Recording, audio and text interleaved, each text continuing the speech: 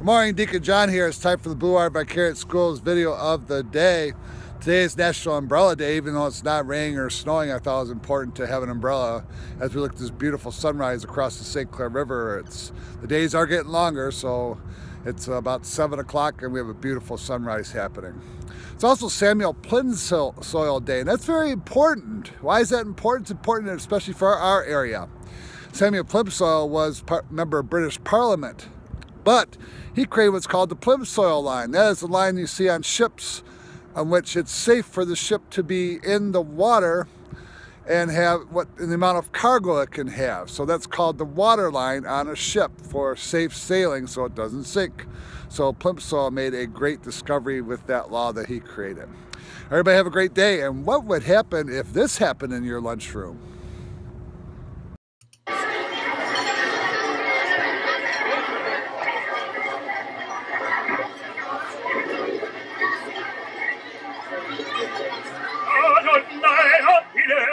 Al fiume il vento muta d'accento e di pensiero, sempre onorabile, leggiadro viso, il pianto è viso e menzognero, la donna è matti, quando maledetta, muta d'accento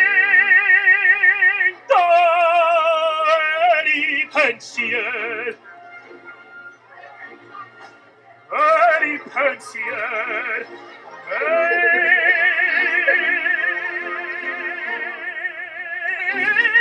pensier.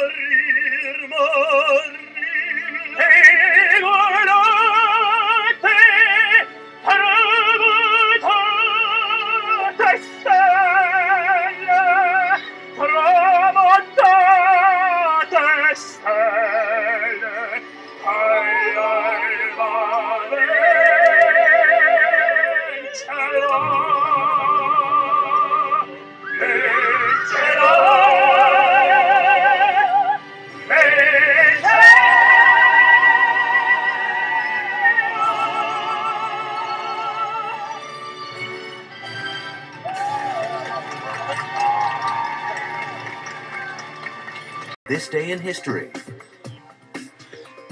February 10th. In 1840, Britain's Queen Victoria married her cousin, the man who would become the love of her life, Prince Albert of Saxe-Coburg-Gotha. On this day in 1967, the 25th Amendment to the Constitution, dealing with presidential disability and succession, went into effect.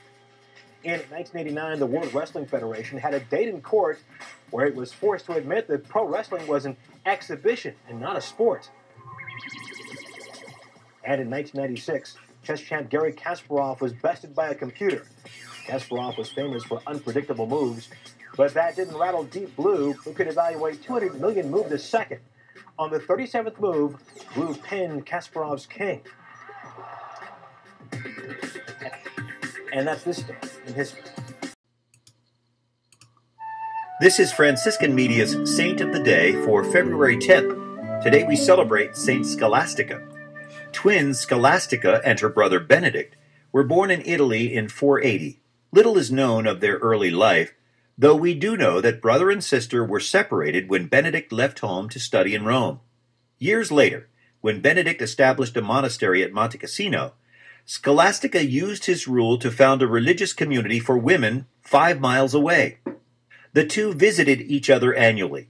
Because women were not permitted inside the monastery, a nearby farmhouse became their meeting place. There, brother and sister would spend hours praying and discussing spiritual matters. Around the year 542, they had their final meeting. Sensing her death was close at hand, Scholastica begged Benedict to stay with her until the next day. He protested that he couldn't spend a night outside the monastery without violating his community's rules, But a severe thunderstorm broke out and prevented him from leaving. Scholastica considered it God's answer to her prayer. Brother and sister parted the next morning. 3 days later, Scholastica died. She was buried in the tomb Benedict had prepared for himself. There's more about the saint.